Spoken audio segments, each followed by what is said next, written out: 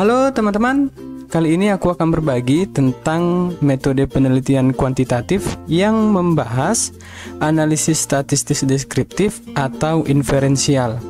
Nah, dalam penelitian tertentu ada memang beberapa jenis analisis yang bisa kita gunakan teman-teman. Nah, tapi kalau untuk di sosial, salah satu jenis analisis statistik yang bisa kita gunakan adalah yang deskriptif atau inferensial. Nah, apa perbedaan kedua analisis statistik ini dan bagaimana cara kita memilih ya berdasarkan judul penelitian yang kita miliki. Nah, simak terus di video kali ini, aku akan coba membagikannya kepada teman-teman. Yang pertama, ya, kalau statistik deskriptif ini contoh judulnya bisa seperti ini teman-teman. Produksi makanan ringan di PT Maju Bersama.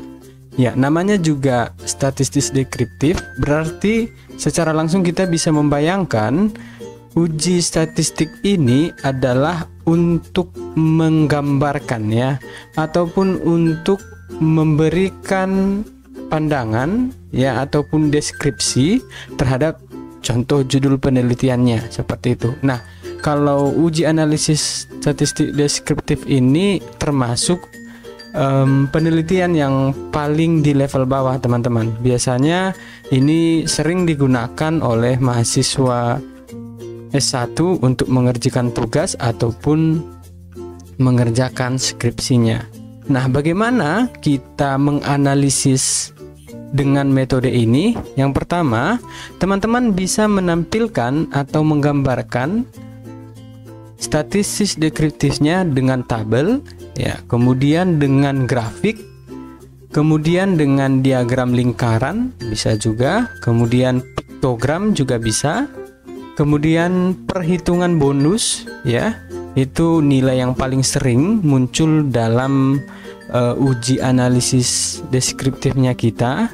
Kemudian median, kemudian ada min ya, pengukuran tendensi sentral ya, ataupun nilai yang dihitung berdasarkan nilai tengah ya, kalau kita sering gunakan dalam kehidupan sehari-hari. Kemudian perhitungan desil ya, kemudian persentil, kemudian perhitungan penyebaran data melalui perhitungan rata-rata standar deviasi. Nah, ini bisa kita lihat dari standar variansi yang ada dalam uji analisis kita. Kemudian perhitungan presentasi dan lain-lain. Nah, beberapa cara ini teman-teman bisa kalian gunakan untuk menampilkan ya gambaran ataupun deskripsi statistik yang kalian sudah analisis berdasarkan judul yang sudah kalian punya gitu. Jadi contoh judulnya cukup sederhana. Bisa juga teman-teman misalnya membuat judul ya, nilai siswa ataupun kemampuan siswa untuk melakukan ujian semester.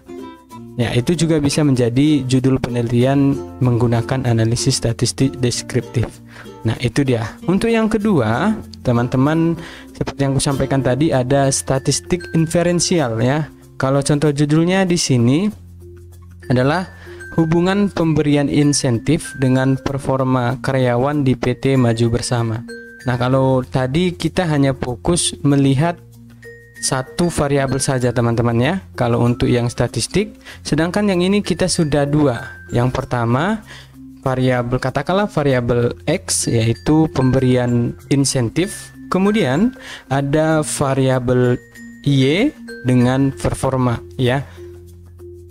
Nah, ini bisa kita uji sebenarnya teman-teman menggunakan analisis inferensial. Jadi kalau penelitian yang menggunakan analisis statistik inferensial ini minimal sudah ada dua variabel yang menjadi topik penelitiannya seperti itu. Nah, bagaimana cara kita analisis statistik inferensial ini? Kita pahami dulu bahwa statistik inferensial ini sering juga disebut dengan statistik induktif ataupun statistik probabilitas. Ya. Nah, ini teman-teman bisa juga mungkin di buku lain atau di referensi lain teman-teman sering mendengar atau membaca ada namanya statistik induktif atau probabilitas, berarti itu sama saja dengan statistik inferensial.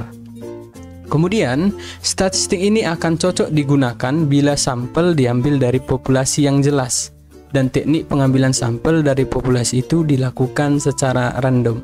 Nah, kalau tadi kita berbicara tentang deskriptif analisis, itu belum menggunakan teknik pengambilan sampel, teman-teman. Karena bisa jadi itu hanya dibuat responden ataupun informannya itu adalah populasinya gitu ya. Kalau dalam satu perusahaan berarti semua orang di perusahaan itu misalnya.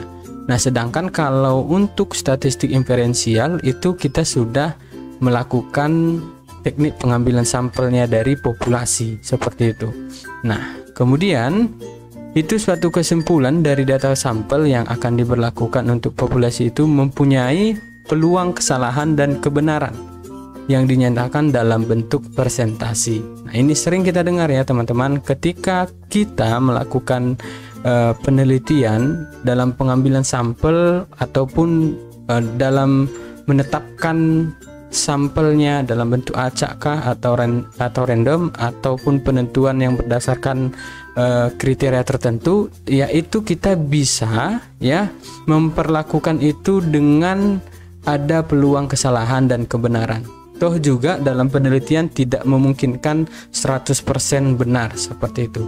Jadi ketika kita menguji hubungan pemberian insentif misalnya dengan performa karyawan di PT Maju Bersama, nah sampel ini berdasarkan populasi yang kita temukan sudah menjawab ataupun sudah bisa menyimpulkan hasil dari penelitian kita seperti itu. Beda dengan statistik deskriptif tadi, ketika kita uji itu belum bisa menyimpulkan bahwa semua misalnya orang-orang yang kita teliti itu berlaku juga untuk orang lain seperti itu. Nah, kalau yang untuk inferensial ini bisa diberlakukan, bisa diambil kesimpulan dari penelitian kita seperti itu.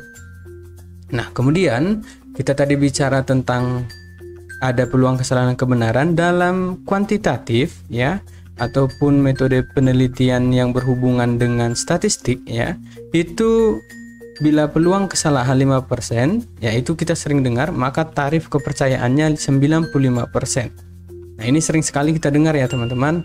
Kalau 5% itu kita ubah ke desimal berarti 0,05 ya. Berarti 0,05 itu merupakan angka yang standar kesalahannya. Nah, kemudian angka yang 95% adalah tingkat kepercayaannya. Seperti itu. Bila peluang kesalahan 1%, maka taraf kepercayaan 99%. Nah, kalau secara matematikanya tentu 99% merupakan taraf yang paling tinggi, menurutku juga bisa kita gunakan. Tapi sebagai peneliti awal lebih baik menggunakan 5% karena itu yang paling sering digunakan dalam statistika. Kemudian ini diuji berdasarkan hipotesis ya. Statistik inferensial ini diuji berdasarkan hipotesis sehingga nanti kita bisa menyimpulkan misalnya hipotesis 0 ada hubungan antara pemberian insentif dengan performa karyawan di PT Maju Bersama. Hipotesis 1 misalnya tidak ada hubungan pemberian insentif dengan performa karyawan di PT Maju Bersama dengan standar ataupun ketentuan jika ya, itu biasanya dalam statistika jika nilai signifikan lebih besar daripada 5% atau 0,05 maka H0 diterima atau sebaliknya teman-teman ya, jika lebih kecil H1 yang diterima. Itu merupakan ketentuan-ketentuan statistik sebelum kita menyimpulkan hasil dari uji analisis kita. Nah, sekarang tergantung teman-teman mau menggunakan statistik dengan uji inferensial atau uji deskriptif. Nah, tergantung dari kebutuhannya teman-teman dalam melakukan penelitian. Dan saran saya ya, kalau kita ingin menguji sesuatu ataupun menganalisis sesuatu dengan ketentuan yang sudah diberlakukan, ya tetap saranku digunakan adalah inferensial. Kalau untuk deskriptif mungkin bisa kita gunakan di penelitian-penelitian yang memang dibutuhkan untuk mendeskripsikan saja, seperti itu. Lagi-lagi tergantung teman-teman, apakah misalnya tugas, skripsi, tesis, disertasinya menguji hubungan ataupun menguji interaktif antara variabel, atau hanya ingin deskripsi statistik aja, ya silahkan digunakan. Demikian teman-teman, semoga informasi ini bisa membantu terutama dalam memilih ataupun menentukan uji analisis kalian. Dan jangan lupa, kalau ada yang ingin ditanyakan, didiskusikan langsung saja di kolom komentar. Dan terus dukung channel ini dengan subscribe, like, dan share. Terima kasih.